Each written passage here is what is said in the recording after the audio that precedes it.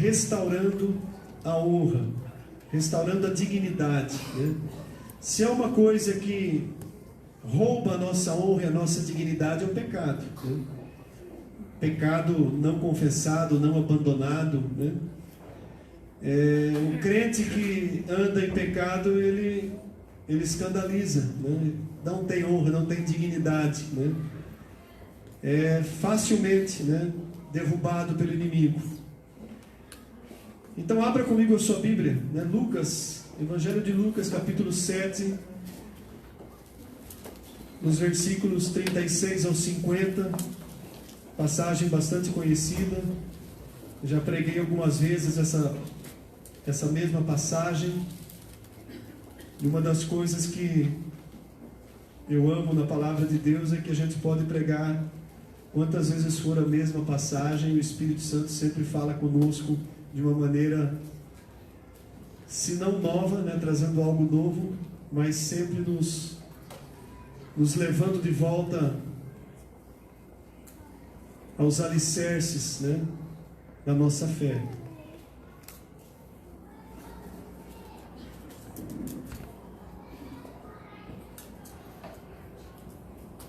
Lucas capítulo 7, do 36 ao 50, diz assim o texto, a palavra de Deus. Convidou um dos fariseus para que fosse jantar com ele. Jesus, entrando na casa do fariseu, tomou lugar à mesa. E eis que uma mulher da cidade, pecadora, sabendo que ele estava à mesa na casa do fariseu, levou um vaso de alabastro com unguento, e estando por detrás aos seus pés, chorando, regava-os com suas lágrimas e os enxugava com os próprios cabelos, e beijava-lhe os pés e os ungia com o unguento. Ao ver isso, o fariseu que convidara disse consigo mesmo: se este fora profeta, bem saberia quem e qual é a mulher que lhe tocou, porque é pecadora. Dirigiu-se Jesus ao fariseu e lhe disse: Simão, uma coisa tenho a dizer-te. E ele respondeu: dize-a, mestre. Certo credor tinha 2 devedores. Um lhe devia 500 denários e o outro 50. Não tendo nenhum dos dois com que pagar, perdoou-lhes a ambos. Qual deles, portanto, o amará mais? Respondeu-lhe Simão: suponho que aquele a quem mais perdoou. Replicou-lhe Jesus: julgaste bem. E voltando-se para a mulher, disse a Simão: vê esta mulher? Entrei em tua casa e não me deste água para os pés. Esta, porém, regou os meus pés com lágrimas e os enxugou com seus cabelos. Não me deste um ósculo. Ela, entretanto, desde que entrei, não cessa de me beijar os pés. Não me ungiste a cabeça com óleo, mas esta com bálsamo ungiu os meus pés. Por isso te digo, perdoados lhe são os seus muitos pecados, porque ela muito amou. Mas aquele a quem pouco se perdoa, pouco ama. Então disse a mulher: perdoados são os teus pecados. E os que estavam com ele à mesa começaram a dizer entre si: quem é esse que até perdoa pecados? Mas Jesus disse à mulher: a tua fé te salvou, vai-te em paz. Amém, amados? Há 2 domingos atrás, né, quem estava aqui no culto vai se lembrar que a pastora Célia pregou sobre Maria, irmã de Lázaro, que ungiu Jesus em Betânia. E essa passagem, ela tem em Mateus capítulo 26, em Marcos 14 e João 12. Quando Maria, irmã de Lázaro, unge a Jesus em Betânia, ela quebra um vaso de alabastro, ela derrama aquele perfume na cabeça de Jesus. E a pastora Célia trouxe aquela palavra 2 domingos atrás, né? Aquilo foi uma semana antes da crucificação do Senhor Jesus. E até eu ressaltei que o único conforto que Jesus teve naquele momento da cruz era o cheiro do perfume que estava ainda no seu cabelo, né? A adoração daquela mulher, Maria, irmã de Lázaro. Esse texto que nós acabamos de ler no Evangelho de Lucas, ele é único no Evangelho de Lucas, ele trata de uma outra situação, uma situação distinta. Não é a mesma situação, não é a mesma Maria, não é o mesmo lugar, a mesma cidade, nem é o mesmo Simão. Lá era Simão o leproso em Betânia. Aqui é Simão o fariseu. Simão era um nome muito comum. Simão o fariseu, e provavelmente a cidade era Naim, embora não cita o nome da cidade, nem cita o nome dessa mulher, que alguns pela tradição dizem que é Maria Madalena, mas não é, né? Por estudos bíblicos, certamente não era Maria Madalena. Era uma mulher pecadora daquela cidade, né? E é interessante a gente refletir nessa passagem, porque ela é muito forte em relação ao perdão, aquilo que a gente acabou de falar, né? E é bom também a gente entender a questão cultural daquele momento, né? Um fariseu era alguém que conhecia a palavra, conhecia a lei, conhecia o que nós temos hoje como Antigo Testamento, era um líder dentro da comunidade judaica, muitas vezes ele era também um líder religioso. E esse fariseu convida Jesus para uma ceia, para um jantar na sua casa. E dentro da própria cultura judaica havia alguns costumes. Por exemplo, os servos da casa, empregados ou escravos da casa, eles é quem recebiam o visitante e quem normalmente lavavam os pés do visitante. Aquilo era uma atitude de honra, de você honrar quem você convidou para cear com você, para sentar à mesa com você. Era algo comum isso acontecer, porque o momento de uma ceia, de uma refeição, no convite assim, era uma ocasião social importante, né?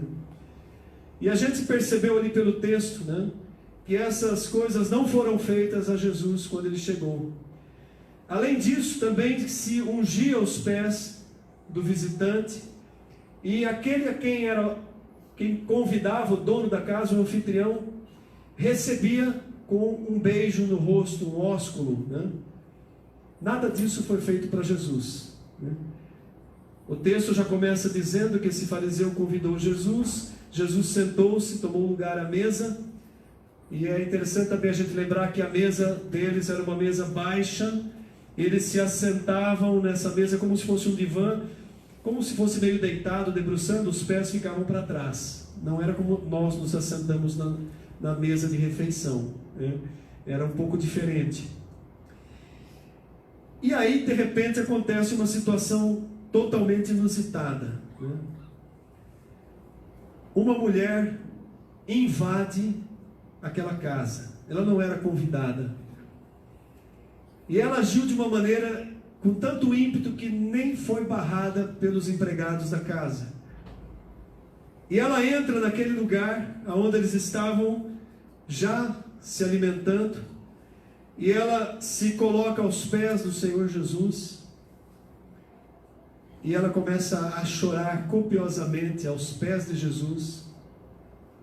E como se não bastasse isso, que causou um espanto enorme entre aqueles homens que estavam ali, ela ainda solta os seus cabelos e começa a enxugar os pés de Jesus com seus cabelos. O apóstolo Paulo, lá em, se eu não me engano, marquei o texto aqui, mas é 1 Coríntios 11:15, ele está fazendo uma referência sobre o uso do cabelo, e ele diz lá nesse versículo, 1 Coríntios 11:15, que o cabelo era como se fosse, simbolizava a honra, a glória da mulher.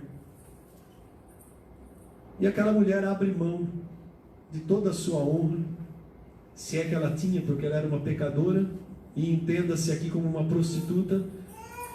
Ela se lança aos pés de Jesus, ela chora, demonstrando um arrependimento genuíno pela vida que ela levava. Veja a importância, como que o perdão, como que se chega ao perdão.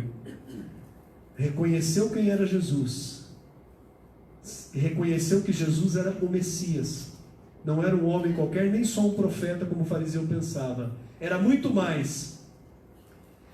E ela não mede nenhum esforço, nenhuma consequência pelo que poderia ter acontecido com ela. Ela vai, ela se joga aos pés de Jesus, ela chora copiosamente, ela enxuga com os seus cabelos, joga ali toda a sua honra, né, a sua glória. E não bastasse isso, ela beija e beija e beija várias vezes os pés do Senhor Jesus. Olha que cena, né? Imaginem essa cena acontecendo, nós presenciando isso, como se nós fôssemos convidados ali. O quanto nos chocaria aquela cena. E muito provavelmente só viam homens naquela mesa.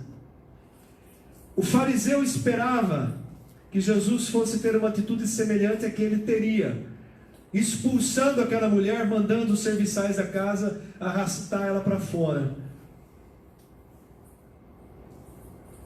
Não é isso que Jesus faz com o pecador que se achega a Ele.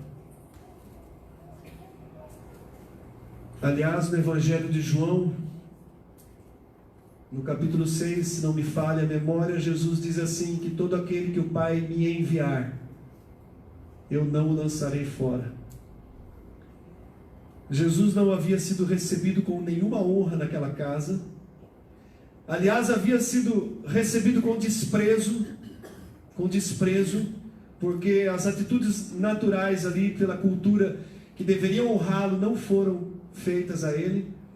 Eu imagino, agora é uma imaginação do pastor, né? O Deus Pai olhando o filho sendo desprezado na casa de um fariseu snob, e aí ele envia uma prostituta, uma pecadora, para invadir aquela casa e fazer para Jesus a honra que o fariseu não fez. E ela não é expulsa. Olha que paralelo que isso tem a ver com a nossa vida. Quando um dia nós nos achegamos até o Senhor Jesus, reconhecendo Ele como Filho de Deus, se alguém não fez isso, faça. Talvez hoje seja o dia. Bem-vindos os visitantes que estão aqui, mas eu não conheço todos, conheço os membros da Igreja Manaim, eu creio, e que vocês já estejam também passando por essa experiência. Mas olha o paralelo com a nossa vida. A história aconteceu real. E um dia nós estivemos no lugar dessa mulher, ou deveríamos ter estado, reconhecendo-nos como pecadores, nos achegando àquele que era o único que tinha o poder e autoridade para nos perdoar, e nos achegando a Ele de uma maneira em humilhação, e honrando Ele com a nossa adoração. Coisa que nós devemos fazer em cada culto que nós oferecemos a Deus. Nos humilhar, pedir perdão, adorá-lo, honrá-lo com tudo o que nós temos. Porque aquela mulher, ela honrou com tudo o que ela tinha. Notem que ter um vaso de alabastro com perfume caríssimo era algo que não era estranho dentro da cultura judaica. Eu já vi algumas informações de que as mulheres, as mães, começavam a comprar, e o perfume era muito caro. Ainda hoje as marcas boas são caras, né? Mas naquela época muito mais. As mães começavam a comprar para as filhas, ainda quando crianças, um dedal, né? Aquela pecinha que as costureiras usam de perfume, e iam depositando num vaso de alabastro, que também não era barato, para que quando aquela jovem fosse desposada, ela levasse aquilo, como se levam enxovais hoje, né? A mulher vai casar, prepara o enxoval para o casamento e tal. Na cultura judaica, naquela época, tinha esse costume. E essa mulher tinha as suas economias, ela tinha também o seu vaso de alabastro, ela tinha também o seu unguento perfumado, era tudo que ela tinha. E ela leva ali, e ela derrama ali sobre Jesus. Quando nós nos achegamos a Deus para pedir perdão, esse é o ponto que eu quero chegar dentro da mensagem, não pode ser de qualquer jeito. Não pode ser uma oração rapidinha que eu faço antes de começar o culto, sem sequer me lembrar dos pecados que eu cometi durante a semana. Por isso que eu falo que tem que ser feito todo dia, né? Todo dia nós devemos nos achegar na presença de Deus, naquele momento que, se nós somos obedientes à palavra, nós fechamos a porta do quarto e conversamos com o Pai em secreto, aquele momento, aquela oração íntima, cada um faz como quer, né? Pode ser o quarto, pode ser na sala, mas o momento que é só você e Deus. Aquele momento que você para, desliga o celular, que você vai para o quarto, você desliga do mundo e você vai falar com Deus. Senhor, não sei se é no começo ou no fim do dia, cada um tem no seu hábito. Mas, Senhor, nesse momento eu quero me lembrar de tudo que eu fiz errado durante esse dia. Eu costumo fazer isso à noite, no final do dia. De manhã eu faço um outro tipo de oração, na hora que eu acordo. E eu começo a lembrar das vaciladas durante o dia. Dos momentos de ira, dos pensamentos maus, de alguma palavra que saiu que não deveria ter saído, de uma grosseria dentro de casa, no trânsito, esses pecados que a gente comete, né, todos os dias, né, da nossa natureza carnal que devia estar dominada pelo Espírito. Mas como a gente não se enche do Espírito, a carne às vezes ela sobressai, né?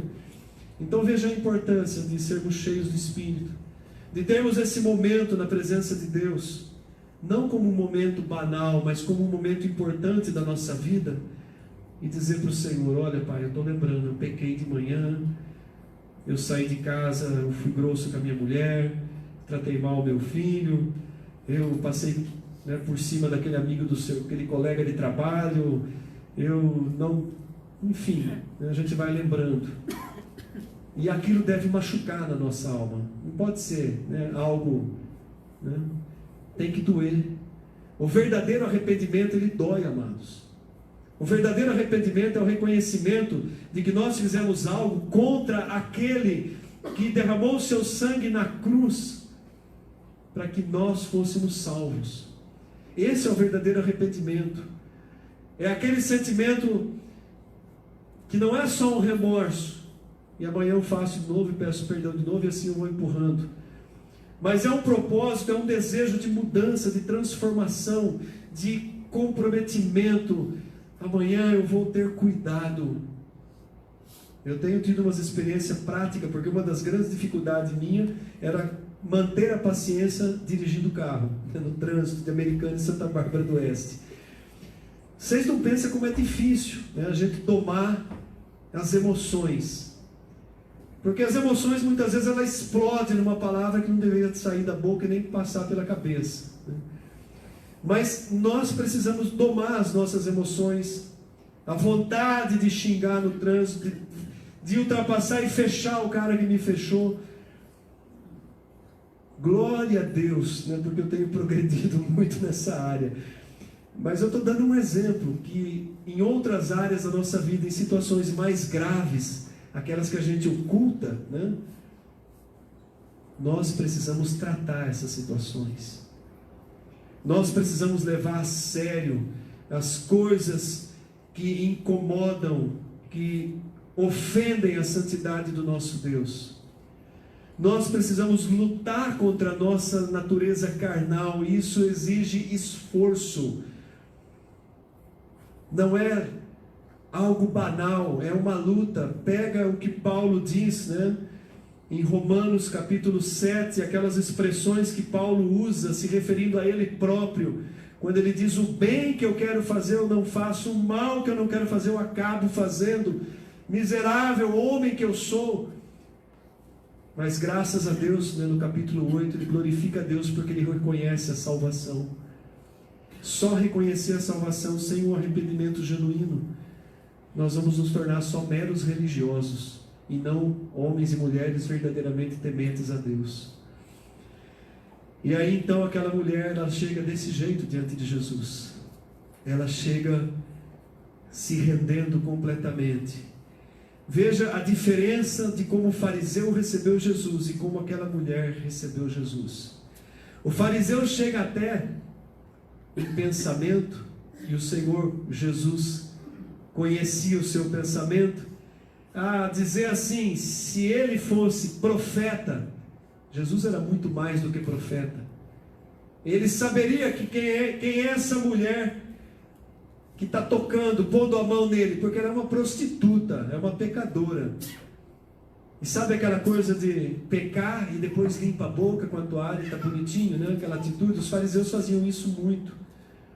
Eles pecavam, eles tinham aparência de santidade, mas quem é que muitas vezes ia lá pagar aquela prostituta no prostíbulo e usufruir do corpo do fruto da prostituição dela? Eram eles. Eles eram os homens que tinham recursos, eram esses camaradas cheios de aparência.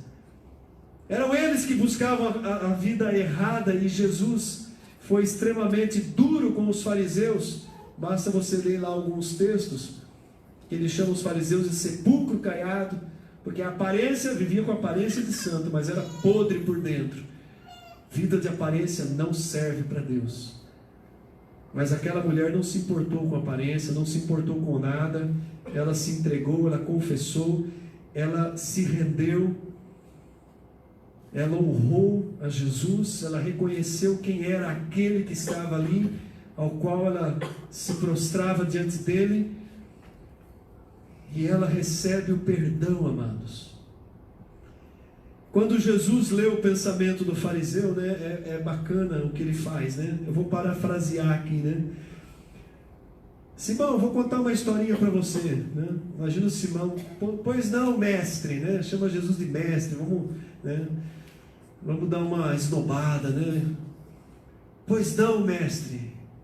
Qual que é a historinha que o senhor quer contar? Tinha um credor, né?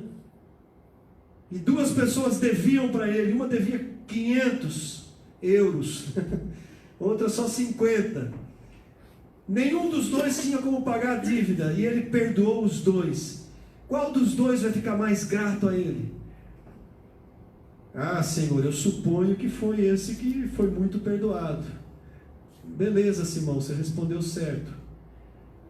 E aí Jesus dá uma lição tremenda que cai para nós também, amados. Ele diz assim que aquele que demonstra muito amor reconheceu o quanto de pecado tinha.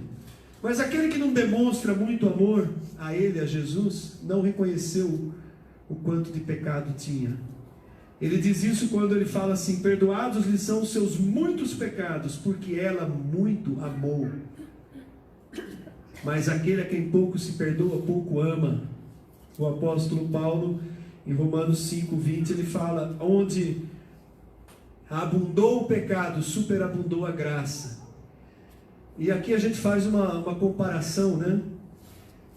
Você já reparou como aquelas pessoas que viveram no mundo, experimentaram a sujeira do mundo, que viveram no pecado, pessoas que às vezes dão um testemunho: eu era ex, né, drogado, ex isso, ex aquilo, era uma ex-prostituta, era um ex-adulto, era uma pessoa que viveu na licenciosidade, viveu na sujeira do pecado. Quando essa pessoa se converte e vem para Cristo, como ela é grata. Vocês já tiveram a experiência de conhecer pessoas assim?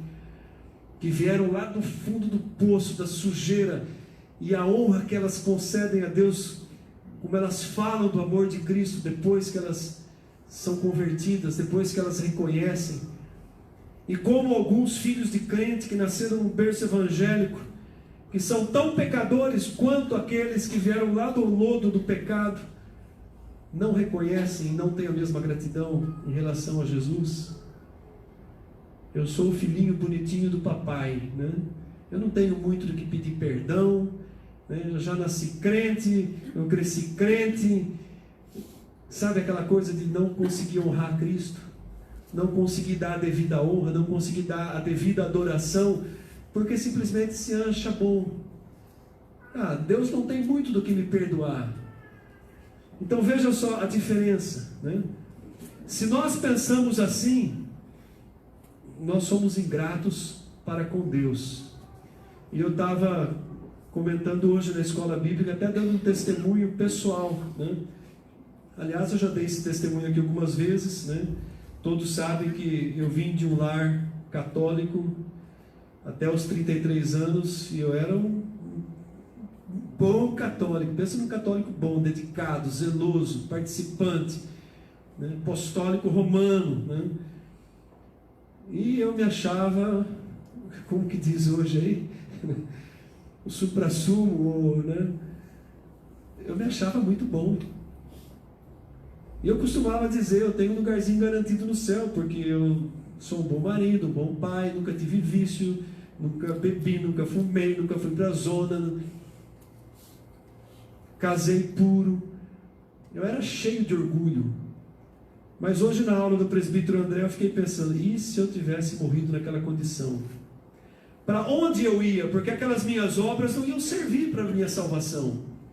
Podia ter sido o melhor marido, o melhor pai, o melhor filho para minha mãe. Para onde eu iria se eu não tivesse me reconhecido pecador diante de Cristo, me arrependido e reconhecido a maravilhosa graça da salvação que aconteceu numa escola bíblica dominical, numa aula do saudoso presbítero Josias? Para onde eu teria ido? Eu falei, Deus foi tão misericordioso que Ele estendeu a minha vida para que eu pudesse ter aquele encontro. E hoje que eu tenho convicção da minha salvação, não porque eu posso fazer algumas boas obras, porque eu sou um marido mais ou menos, né, bem? Mas hoje eu me sinto, né, muito pior do que eu me sentia. Quando eu não era salvo, eu me achava muito bom. E hoje que eu sou salvo, que eu tenho temor a Deus, eu vou usar a palavra que o presbítero Henrique usou quarta-feira na nossa reunião de oração. Parece que eu piorei. Ele falou isso, né? Meu tio presbítero, 82 anos, homem de Deus, temente o Senhor, referência na minha vida e na vida de muitos aqui. Ele falou assim, nossa, parece que eu piorei.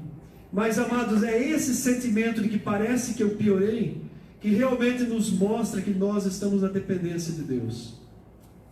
Que nós não somos, né, a última cocada do pacote, que nós não somos supra-sumo de nada, que se não fosse essa misericórdia de Deus, nós iríamos para o inferno com todas as boas obras que nós fizemos. Aliás, o presbítero André citou Apocalipse 20, o juízo do trono branco. Esse texto lá de Apocalipse 20, depois você vê a hora que chegar na sua casa, ele diz assim, os mortos, né,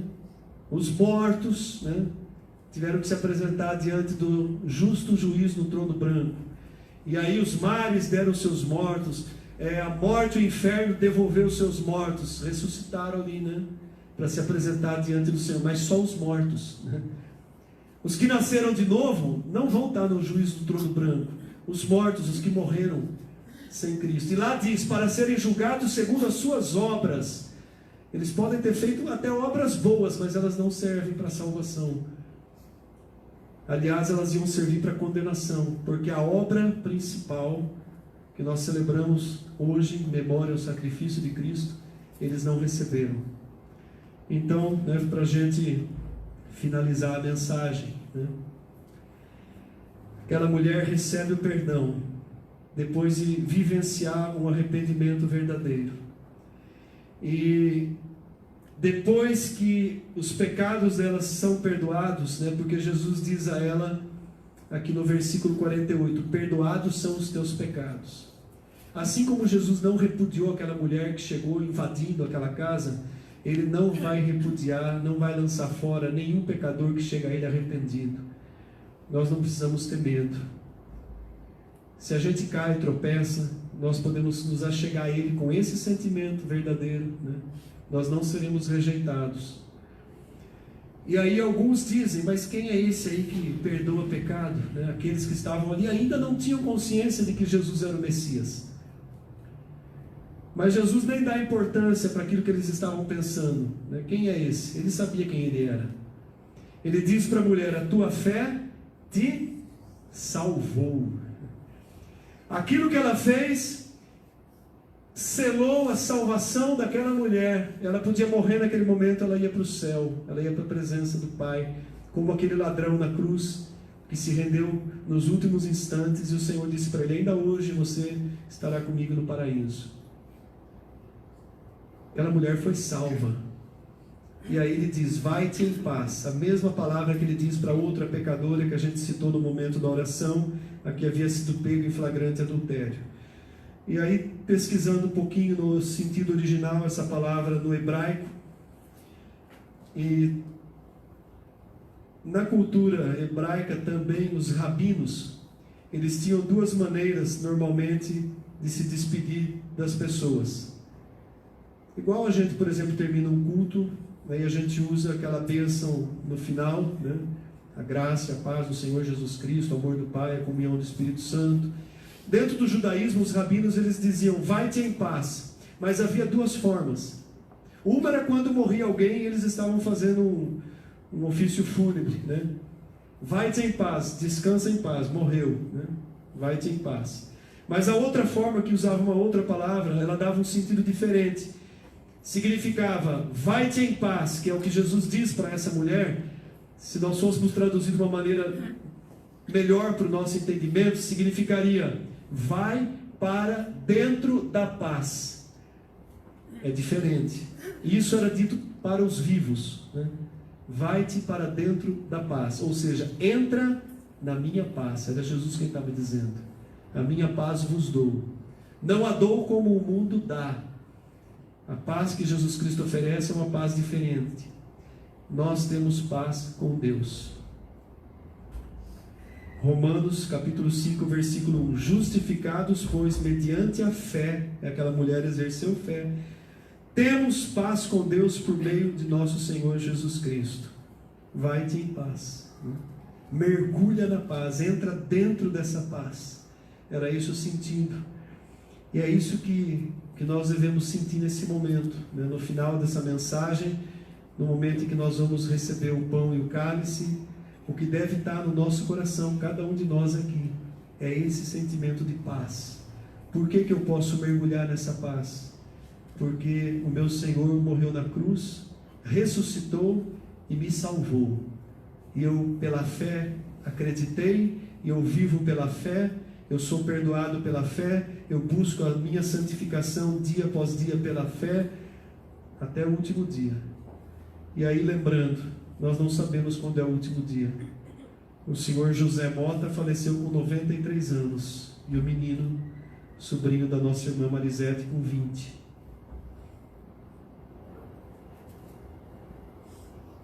Vai-te em paz.